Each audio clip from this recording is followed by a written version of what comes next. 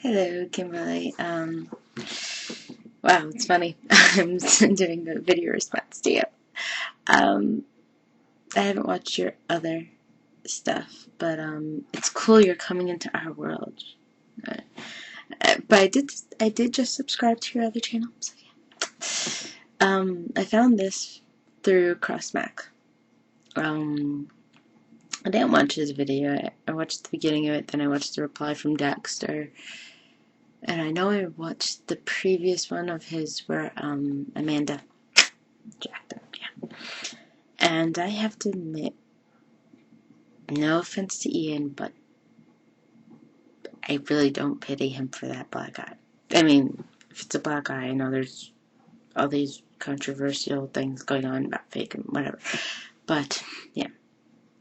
Either way, if that were me, I would have probably done worse. But, yeah. But, girl power, yeah. I mean, I know the situation. I've been in the situation. And you're right. It's, when it happens the first time, the whole entire time you just think, you always have that shadow of doubt in your mind. And you never gain that trust again, because once it's broken, it's broken.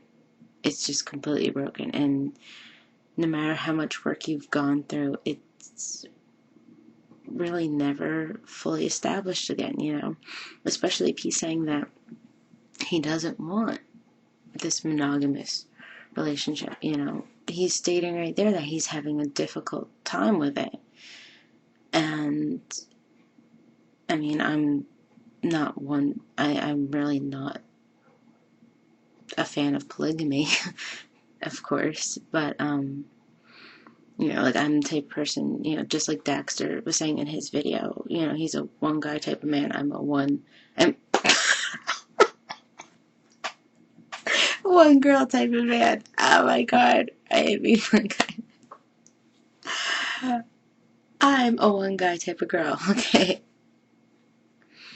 blooper. But like I always feel like when I'm in a relationship, I want to just focus on that person. But when you're in that kind of relationship and the trust is broken, you end up in this really bad, terrible cycle.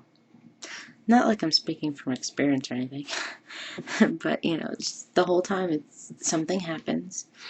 Either they really break your trust again, or you're just sitting on pins and needles the whole entire time because every time something happens or something suspicious pops up, you just start pointing and accusing and in this terrible, insane loop. And it's sick and it's terrible and it's hard to get out of and it just makes you feel miserable. And right now, I'm single. And it's lonely at times, but I feel like I've never been happier because, I don't have to worry about so many things on my head. I mean, I'm sure eventually I'll want to be in something again, but as for now,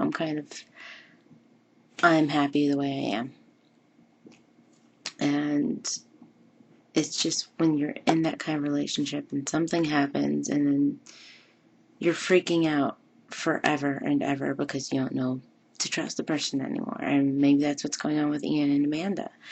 And I agree with you. If that's how it is, they shouldn't be in the relationship, especially if he's kind of struggling.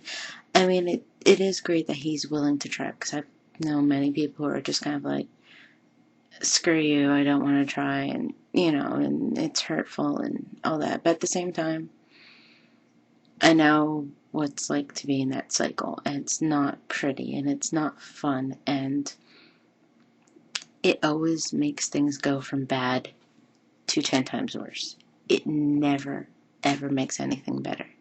It's always worse because it's always going to probably be Amanda saying, I can't trust you, I can't trust you. And then Ian's kind of will probably be like, she can't trust me, why is she not trusting me? I didn't do anything. And, just ongoing. And it's hard. It's a real hard thing to do. And, and love really isn't all there is. It really isn't. You have to have trust. It sounds so incredibly cliche, but it's so true. You need trust. You need a strong base to build a relationship on. You can't just base it on love alone. You can't just say, well, I love this person and I'd do anything for them. I feel like our definition of love isn't the complete definition. You know, it's not just that, like, I love this person, I'd do anything for them.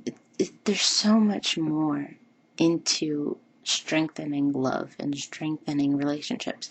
And that can apply to love relationships, friendships, family relationships, any kind of relationship.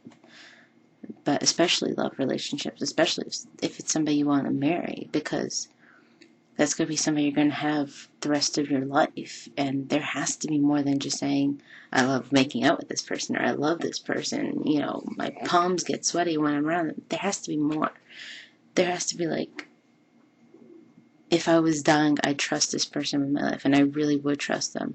Or if they're going to do something, I trust them. I even think twice about doubting them in any instance. And if you don't have that, then all of the blocks fall down and you have nothing to have your relationship standing on. And I don't know. I know I've been there and it was bad, and I really didn't have too many good experiences, but I came out of them with all those experiences and kind of viewing how I acted in them. You know, I was, of course, in Amanda's shoes, and how the guy acted. Of course, the guy wasn't as nice. Like, I'll admit, Ian's being a little better than some of my exes have been. But, at the same time, I mean, just looking at how I've gone through those experiences and trying to push to make things work isn't going to do it. I mean, like you said, maybe they need a break. You know, have a break. And then later on, if you decide that Amanda or whoever is the one you'd rather be with rather than anybody else, then Ian can go back to her. But, I mean, just kind of forcing it, especially after something bad happened, it's not going to work.